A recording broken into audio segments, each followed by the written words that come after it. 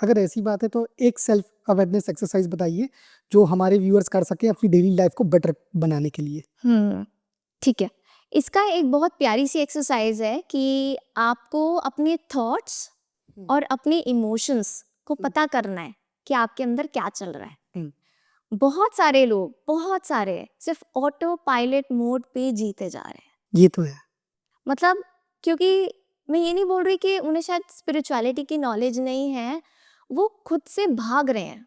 उन्हें ऐसा लग रहा है कि इस दुनिया में अगर जन्म लिया है तो वो इसीलिए लिया है कि पहले स्कूल से पास आउट होना है, फिर कॉलेज से होना है, फिर करियर में अच्छा करना है, फिर घर खरीदना है, फिर प्रॉपर्टी में इन्वेस्ट करना है, फिर स्टॉक मार्केट में करना है ना, बच्चों का इन्वेस्टमेंट देखना है और आगे अपना म्यूचुअल फंड्स का देखना है और फिर ऐसे करते करते रिटायरमेंट हो जाएगी और फिर एक दिन हम इस दुनिया से चले जाएंगे। देखिए, ये मटेरियलिस्टिक लाइफ बहुत इंपॉर्टेंट है। अगर आपको ये जन्म मिला है तो आपको उसको फुलफिल करना चाहिए, ठीक है। लेकिन उसके पीछे की जो चीजें हैं कि आप हैं कौन और आप कैसे अपनी लाइफ को जी रहे हैं, क्या आप जानते हैं कि आप हैं कौन, आप क्या सोचते हैं, आपके क्या इमोशंस हैं, आपके क्या ट्रिगर पॉइंट्स हैं और आप क्या यूनिवर्स से कनेक्टेड फील करते हैं, क्या आप नेचर से कनेक्टेड फील करते हैं।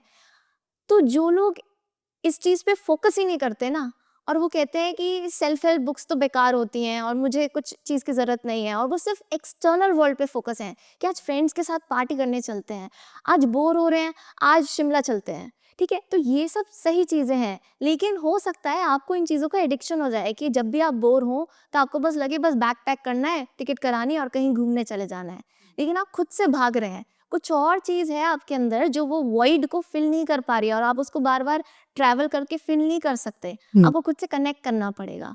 तो ये जानना बहुत ज़रूरी है और जब भी हम ऑटो पायलट मोड पे ऑपरेट करते हैं अपनी लाइफ में तो कहीं ना कहीं हम आगे डिसीजन मेकिंग नहीं कर पाते।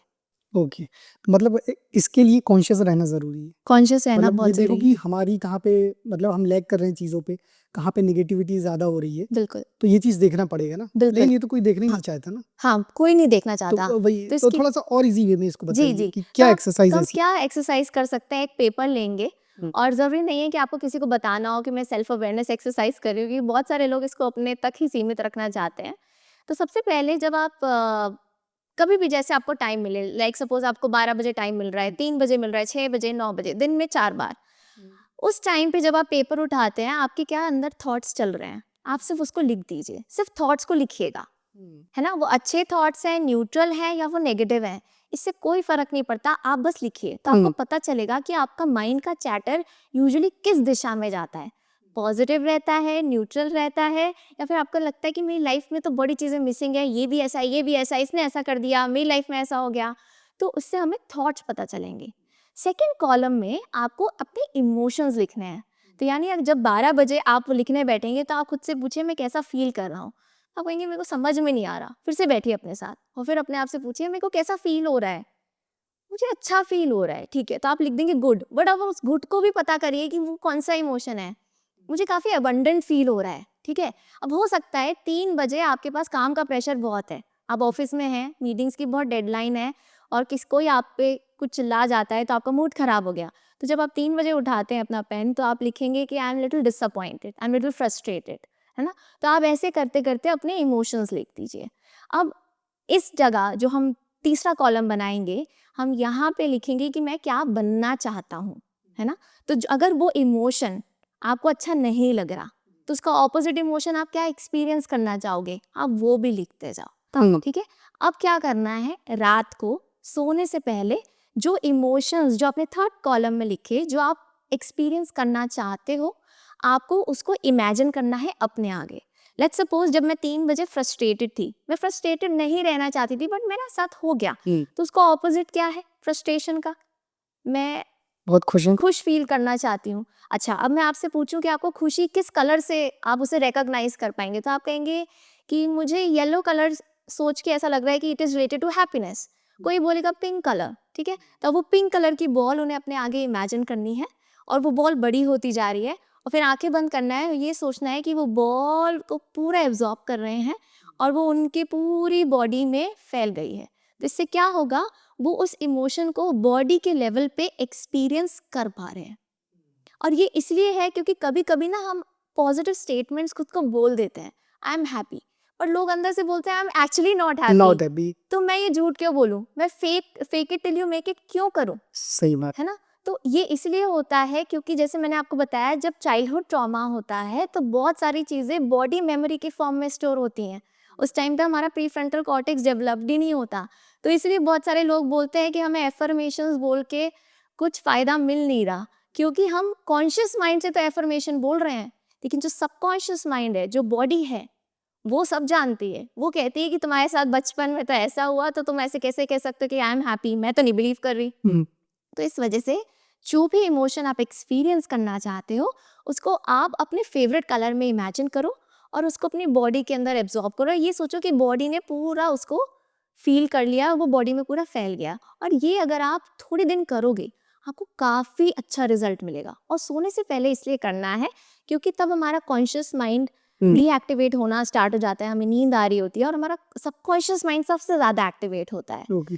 तो इसलिए वो असर ज्यादा करता है। असर ज़्यादा। मतलब कहीं ना कहीं ये अंदर का ट्रीटमेंट है, बिल्कुल। बाहरी नहीं, अंदर का। हाँ। नहीं, खैर Right. कहते हैं कि लोगों का हमेशा से कहना रहा है कि इमोशंस बहुत मैटर करते हैं। बहुत ज़्यादा। हम जैसा सोचते हैं वैसा ही ब्रह्मांड को एनर्जी मतलब कहीं ना कहीं रिफ्लेक्ट करते हैं कि ये हमारे साथ हो। राइट। लेकिन एक चीज़ यहाँ पे ये भी सोचने वाली है कि जैसे पास्ट लाइफ में बहुत से लोगों के साथ ऐसी प्रॉब्लम भी हो जाती है कि वो अपने बहुत लव्ड वंस को खो देते हैं, या कुछ ऐसी चीज़ें हो जाती हैं जो ट्रॉमा से वो बाहर नहीं निकल पा रहा, लेकिन फिर भी चलिए वो निकल गया, मैंने माना कि धीरे धीरे उसको निकाला गया, बट फिर भी वो कुछ चीज़ों के लिए प्रिपेयर नहीं है फ्यूचर में। तो इन लोगों का माइंड शिफ्ट कैसे किया जाए? राइट। तो इस पे हम कैसे वर्क करते हैं कि जब हम हीलिंग पे वर्क कर देते हैं, हीलिंग में क्या होता है, हम पास्ट में जाते हैं, जो इमोशनल और मेंटल ब्लॉकेजेस हैं उन्हें हमने हटाया। यानी अगर उन्हें किसी लव्ड वन को लूज़ किया था किसी ने, और वो दुख उनके अंदर है कि वो मुझे छोड़ के चले गए और अब मैं सक्षम नहीं हूँ, बहुत कुछ काबिल नहीं हूँ करने के लिए, तो वो अपनी कैपेसिटी जो 100% है सिर्फ 80% पे परफॉर्म करे, क्योंकि उन्हें लग रहा है कि जो मुझे हिम्मत देता था इंसान, वो तो चला ही गया, है ना। तो अब इस केस में क्या करना है कि पास्ट को तो उन्होंने हील कर लिया है कुछ लेवल तक। अच्छा, हीलिंग से हमें ये भी ध्यान रखना है कि कभी हम 100% हील्ड हो गए ये नहीं बोल सकते, क्योंकि हीलिंग एक जर्नी है। जैसे ट्रॉमा भी बहुत सारे लेयर्स में होता है, हमें नहीं पता कि हमारे अंदर और कितना ट्रॉमा है, but everybody goes through trauma. तो जब हमें यही नहीं पता कि और कौन सा ट्रॉमा है जो हमें हील करना है, तो हम कभी भी ये नहीं बोल सकते कि हीलिंग हमारी पूरी तरीके से हो चुकी है। हीलिंग एक जर्नी है, it is never a linear thing, it's like a curve, कभी ऊपर कभी नीचे, कभी कुछ दिन आप 1 महीना बहुत अच्छा फील करेंगे, फिर आप अचानक से आपको कुछ हो जाएगा एक्सटर्नल सर्कमस्टांसिस के थ्रू, तो आपको लगेगा कि हाँ अभी तो बहुत कुछ अपने ऊपर वर्क करना बाकी है। तो ये चीज़ है। तो जब हम पास्ट पे वर्क कर लेते हैं, अब हम आते हैं फ्यूचर की प्रेपरेशन के लिए, जिसे बोलते हैं लाइफ कोचिंग। तो फ्यूचर में हम कैसे हेल्प करते हैं, 3 ऐसे सीज होते हैं जिस पे हम वर्क कर सकते हैं। पहला है क्लैरिटी। क्लियर। जब जो आप कह रहे हो ना कि लोग फ्यूचर पे वर्क नहीं कर पाते क्योंकि उन्हें क्लैरिटी नहीं है कि उन्हें लाइफ से चाहिए क्या, तो पहला सी है क्लैरिटी। सेकंड आता है करेज। मुझे पता है मुझे क्या चाहिए, बट मैं एक्शन नहीं लेती। क्यों नहीं लेती? क्योंकि मेरे अंदर करेज की कमी है। रिस्क लेना पड़ेगा। हाँ, और courage is very different from confidence. बहुत सारे लोगों में कॉन्फिडेंस होता है, बट करेज होता है एक्शन टेकिंग। आप कॉन्फिडेंट हो, आप बात भी कॉन्फिडेंटली कर पा रहे हो, बट शायद आप उस चीज को उठ के एग्जीक्यूट नहीं कर पा रहे, कुछ ना कुछ ब्लॉकेज आ रहा है, दैट मीन्स करेज की कमी है। और तीसरी चीज होती है कंसिस्टेंसी। आपने एक बार तो एक्शन ले लिया, आप क्लियर हो कि आपको क्या चाहिए, आपने एक्शन लिया, आप उसे मेंटेन ही नहीं कर पा रहे क्योंकि वो हैबिट में फॉर्मेशन उसका नहीं हो पाया है। तो हम इस चीज़ पे वर्क करते हैं। माइंडसेट रीवायरिंग की बहुत सारी एक्टिविटीज़ होती हैं इसके थ्रू, और लाइफ कोचिंग में हम बहुत सारे क्वेश्चंस पूछते हैं, राइट सेट ऑफ क्वेश्चंस पूछे जाते हैं, कॉन्टेक्स्ट बेस्ड क्वेश्चन। और वो क्वेश्चंस इतने ज़्यादा इंट्रोस्पेक्टिव क्वेश्चंस होते हैं कि जो पर्सन होता है उन्हें ये लगता है कि हाँ मतलब बहुत सारी चीज़ें हैं मेरे अंदर जो मुझे पता ही नहीं थी। पता ही नहीं। तो जब हम रिफ्लेक्ट करते हैं ना कुछ ऐसे इंट्रोस्पेक्टिव क्वेश्चंस पे, तब हमें फ्यूचर की भी क्लैरिटी मिलने लगती है और हम फ्यूचर पे फिर हमारा माइंडसेट डेवलपमेंट उसी तरीके से होता है, हम फ्यूचर में एक्शन लेने के लिए सक्षम फील करते हैं। Hello friends, mystic insights clips देखते रहिए to make yourself strong spiritually, physically, mentally and socially, and subscribe the channel to get more updates.